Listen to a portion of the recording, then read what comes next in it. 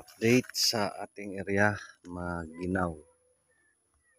Maginaw, malamig, mahangin.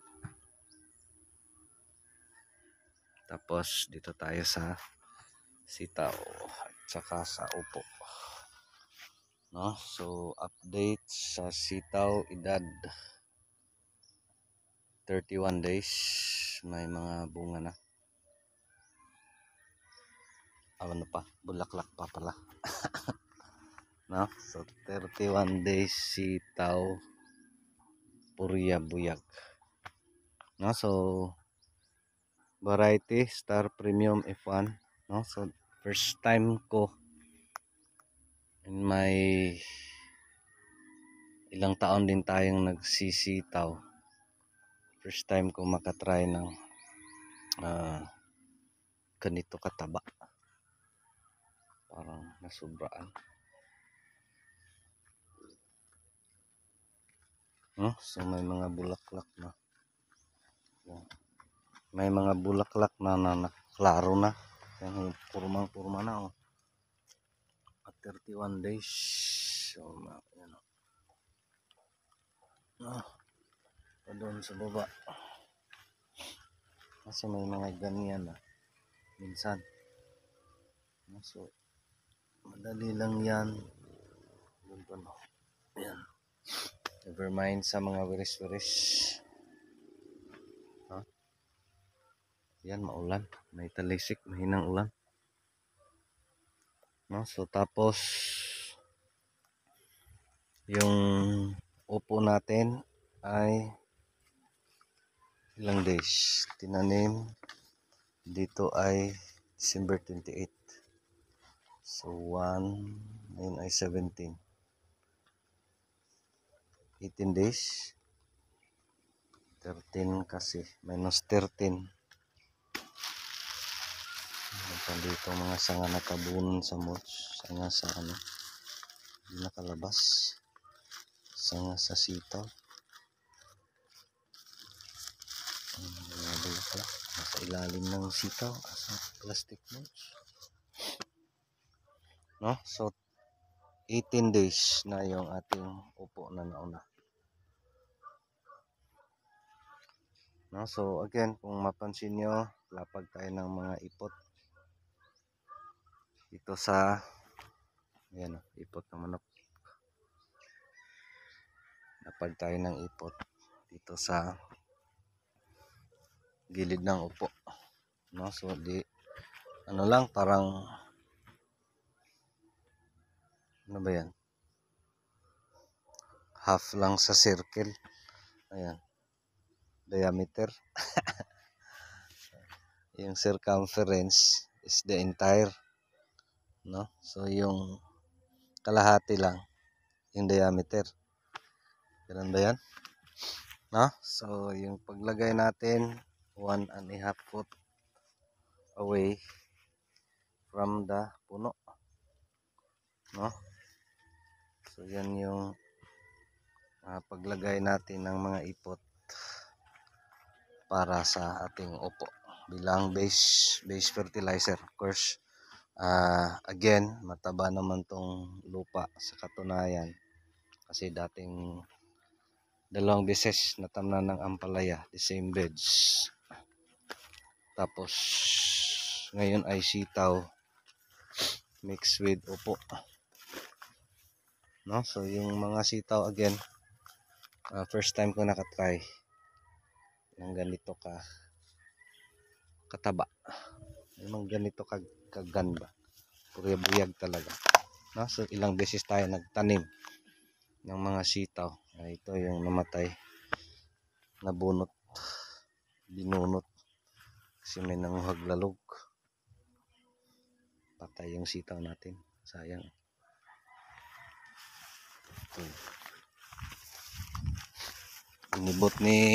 Inibot ni Magic Inting.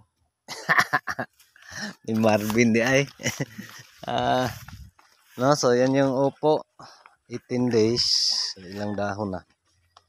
Actually marami ng dahon kasi dito sa upo parang white squash din. Itong management natin guys ay parang white squash din. no? So yung white squash pati sa pruning, no? So yung white squash natin pag ganitong edad, gagawin natin lagay ng ipot bilang base fertilizer, no? Maliban doon sa base basal fertilizer na ipot din nung doon sa kanyang hill mismo. So sa ganitong edad maglagay tayo ng ipot. Pag wala pa yung sitaw, so dapat sa paligid niya, so naka circle, no? So entire, so again 1.5 foot away from the puno lahat. Tapos gagawin nito, kung mapansin nyo, grabing damo. Tapos dinamuhan namin dito lang na side, sa ibabaw lang na side, sa may upo side. Gagawin natin dito bukas ay araruhin, no? So araruhin para matabunan yung ipot, no? Para mas stable yung ipot, tapos yung damo ay hindi makaarangkada. So grabe kasi yung damo dito. Yan, no? So maski sa beds, lalo na sa beds kasi napakataba, mas marami pa yung damo. So yung dinamuhan natin is dito lang side sa upo, no? So yan yung management natin sa upo. Ito yung isa sa paraan natin na pag lumaki na sila ay doon yung paano magparami ng bunga, paano magpahaba ng buhay.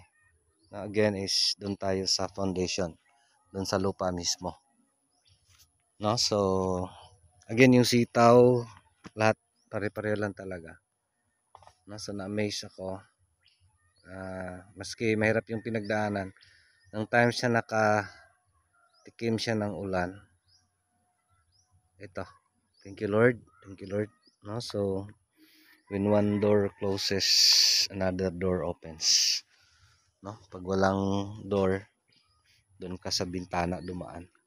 Yan yung Tagalog nun, no? Sa English, when one door closes, another door opens. Sa Tagalog, pag walang daan, pag wala kang madaanan sa main door, o doon sa ano ba yan, pultahan at kas bintana, no? So again, thanks God,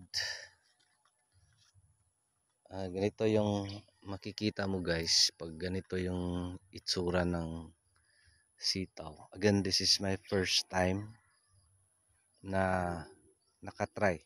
Ilang beses tayo nagsitaw, ngayon lang ako nakatry. Thank you sa ating mga sitaw, no?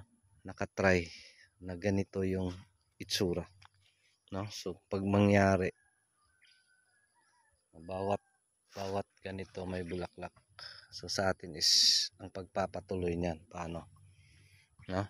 So again, dito is yung foundation sa lupa, 2 beses tinamnan ng ampalaya. Tapos first tanim may ipot, second tanim may ipot. So dyan, grabe na ka healthy yung lupa, no? So again, ang problema ko nito guys, yung pinaka-worry ko is silang lahat mataba, pati damo. So ano kayang kalalabasan nito? Abangan natin, ako rin. Kasi ano to first time tong ganito, really cropping na puro gumagapang. Pareho gumagapang. Tapos pinagsabay, the same beds, no? So ano kayang mangyari nito, ting? No, so dito yung una natin na upo. Tapos yung huli natin, yung gap ay -3. So 15 days, maliit pa. No, so tapos nag-try din ako nag-spray ako ng herbicide. Ayan. Nag-yellow na. No? So okay lang. Provided hindi matamaan. Pero tinigil ko guys kasi mahangin nung nag-spray ako. No? So So dito yung upo, medyo maliit pa. Again, hindi nyo pa ma-appreciate sa ganitong edad. Si baby pa. No? So again, yung sitaw, lahat talaga. Na-amaze tayo. Hindi man ito guys, hindi pa ito na nakaspray sa sitaw. Last spray natin, Friday. Friday ba yun? Ngayon ay na? Wednesday. No? So, upo, tsaka sitaw. So, gagawin again, lagay ng ipot dito. Ito yung foundation. Paano magparami ng bunga dito sa upo. No? So, yung sa sitaw na side, again, yung beds, ampalaya beds ay matabang. So, sa atin, yung fertilization nito, again, ulitin natin. Pag may ulan pa, nung nagtanim tayo, yung first pakain is dun sa 6th day lang. No? Pero since walang ulan, so nakapakain tayo 2 beses. No? So, ganitong plastar, no? Kailangan bang pakainin? Hindi guys, di na. Hayaan muna natin yung magbigay siya ng bunga. Sobra na kasi sa taba. No? Yung dahon niya, grabe ka, laki. Again, ulitin ko. First time kong makatry ng ganito kataba na sitaw. Thank you Lord. Thank you sa blessings. No? So, after nakatry siya ng ulan, so yan yung itsura. No? So, again, pare-pareho lang. Kung titingnan mo dun sa taas, yung main dulo niya, mag-video din ako niyan. Paano mag-pruning dito sa sitaw. Ay gumagano na. No? So, dito kasi bata pa, 31 days. So, maski malayo na yung main dulo nila.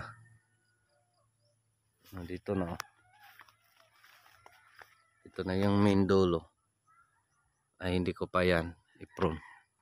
Hahayaan ko pa muna. No? So again, update sa ating relay cropping, upo at sitaw. Abangan natin. Abangan ninyo. Abangan ko rin. Kasi first time kong magganito. So ano kayang kalalabasan? Of course, expected. Matirang matibay sa mauna lang. No? So hindi pa rin tayo nakapag-spray. Kailangan na mag-spray. No? So dyan yung medyo maliit na upo. No? So again, lapag ng mga ipot. Dito sa ating upo. Tapos dyan pa yung natapos. Bukas araruhin. Maliban sa papakita din natin anong purpose yung pag-araro dito sa upo. No? So yung basal or additional basal na ipot ay hindi yan para sa sitaw kundi para sa upo. No? Pero again, share na din sila kasi nag-share sila ng beds. No? So again, same lang yung itsura. At may mga bulaklak na, may napurma na, may ganun pa. No? So mangyari nito, parang early tayo makaharvest. Sana ito yung mga talbos na natabunan dito sa mulch. Hindi nakalabas. So yung mga bulaklak ang kasunod, so mga bunga na yan dito sa ating sitaw. Sobra guys, sobra kataba. Thanks God. Napakaganda.